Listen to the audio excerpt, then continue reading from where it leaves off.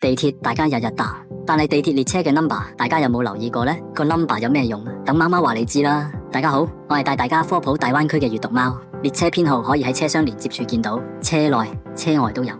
number 嘅前兩位係線路號，第三位代表邊一節車廂，最後三位係列車編號。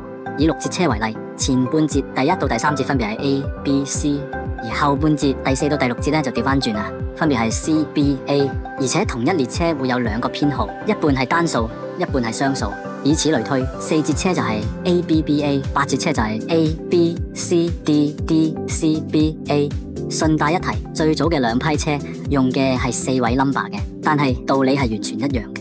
對於我哋乘客嚟講 ，number 有咩用呢？當我哋遇到緊急情況，或者想同地鐵客服投訴嘅話，列車 number 就可以快速定位係邊部車啦。你好啊，部車好滿熱啊，得唔得空調開凍啲啊？車廂號係03A135。你好，馬上為你同現場反映，感謝你的告知。大家知唔知道下面 number 對應嘅列車有咩特點呢？知道嘅話，歡迎交流哦。